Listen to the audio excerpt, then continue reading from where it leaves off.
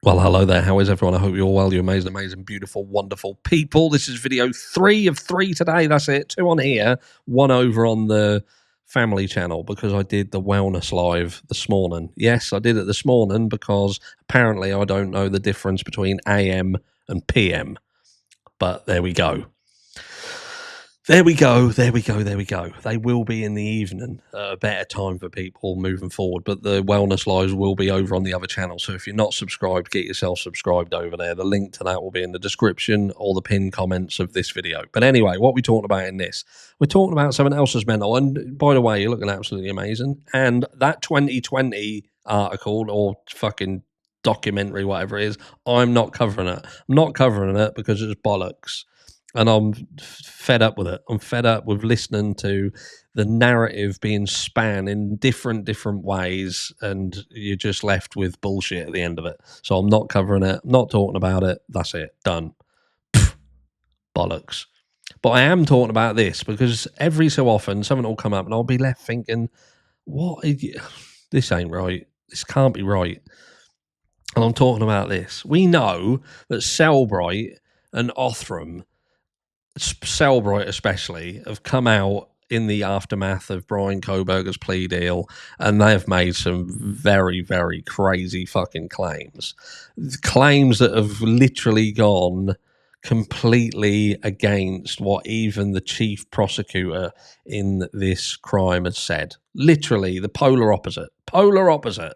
And yet people, especially the guilters, ignore it. They don't see it as problematic. They don't see an issue with it. It's just what it is. And then you've got this, right? So chance encounter, an unbroken promise that changed the course of the Idaho student murder cases. And I'm thinking, what's going on here then? Othram's Kristen Mittelman was bound by gag order until Brian Kohberger's guilty plea. And it says Denver. Kristen Middleton, a top executive at the forensics firm Othram, met Stacey Chapin at CrimeCon 2 years ago in Orlando.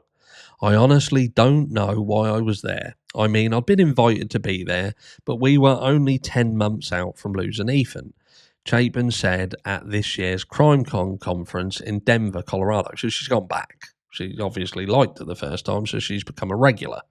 She has reluctantly gone to CrimeCon that year, she said. Then she was invited to a group meeting with other families whose children were the victims of high-profile crimes. What in the hell am I doing in this room? Chapin asked herself. And it says the families told each other their stories. Mittelman surprised her at the end. Although they were strangers at the time, she walked up, hugged her, and whispered in her ear. I had to go up to Stacey and say everything was going to be okay. And I did, Mittelman said. I had to step back and say, what did you say to me? And she said to me, you don't have to worry, Chapin recalled. Chapin had to go Google Kristen Mittelman, but the conversation profoundly stuck with her, she said. Mittelman, who was bound by a gag order at the time, couldn't say anything more. Well, she shouldn't have said anything at fucking all, should he? She shouldn't have even approached this woman. And you have to wonder, why did you approach this woman? Why? How is it that someone involved in Brian Kohberger's case, in the acquisition of his DNA, that we would later find out is there's more DNA around this case, more DNA, male DNA that has been ignored, pushed under the fucking rug, areas of blood that was found around this crime where he was actually excluded from being part of, but again, that's by and by. So you've got this woman involved in this going up to one of the mothers of one of the victims and whispering in her ear, you don't have to worry. To be able to see Stacey's reaction, to have her tell me that the chance encounter got her through the next 2.5 years, it means the world to me to know that I've been able to make a difference in her life quickly, Mittelman said. After Judge Stephen Hippler lifted the gag order following Brian Kohberger's guilty plea in the murder of Chapin's son, Ethan, and 3 of his friends, Mittelman picked up the phone immediately. She called Chapin, so she got a fucking phone number as well. Got a phone number. explained the overwhelming DNA evidence police had recovered and how she was confident almost immediately that the genetic material was enough to solve this case. We could finally talk to the person who is our why, Mittelman said of the call, describing it as her full circle moment. Families like Chapin's are why she and her husband Bill Othram, she said. Once the gag order was lifted, my first phone call was Stacey's family.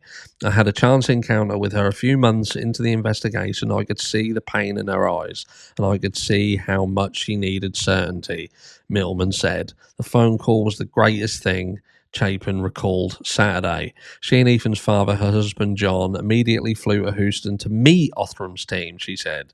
They also wanted to use the high profile of their son's case to boost their advocacy work, connect the other victims' families with Othram, and bring more criminals to justice.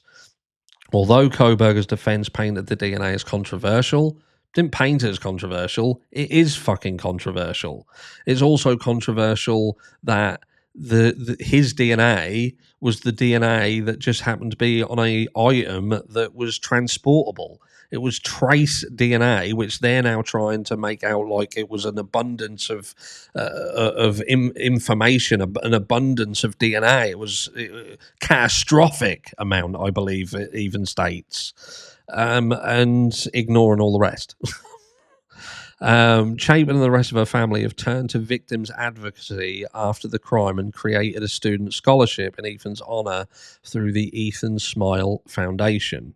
That is just a girl with a duck. That's not like that Asian who was with Brian. I know it's in this article, and that can be confusing sometimes. That's not Brent Kopacker. That's just some random. They don't have a shower curtain, I know, but that's not Brian's apartment.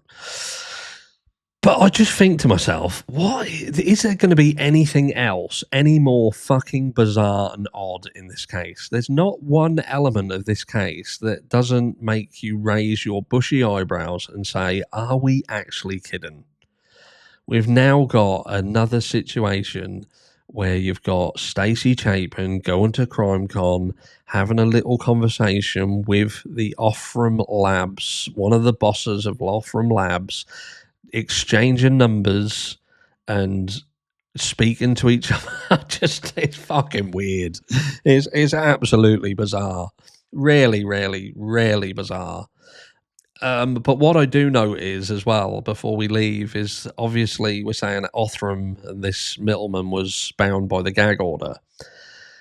So what and why are we still in a position that the likes of Ray and Taylor still remain completely silent to this day? I want to hear from these individuals. I want to hear something, anything. I don't understand why you've now got all of these individuals like Cellbright who have come out, which obviously Cellbright were part of the cellular analytics element of this case, so they can speak. They can come out and do the fucking damage that they're able to do on the fucking daily. Othram coming out and saying what they're saying, and this weird, bizarre fucking situation. But Ray remains completely silent, not saying a thing. So you're left to speculate why that is. And this is no hate, no shade. It's purely a question. Why are these individuals who were involved in Brian Kohberger's side of the argument now gone completely silent? Because in that silence, we can only conclude two things. And that is that Brian Kohberger is indeed guilty, and they are satisfied by that.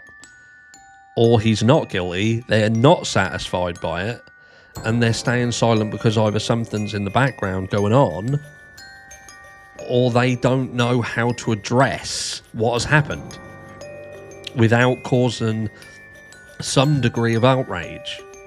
But you can't stick your head in the sand and make things go away. We're not going to go away. We're just not going to forget that all of this has happened. You know, just because Brian Kohberger's pled guilty, we're not just going to accept that and ignore everything else.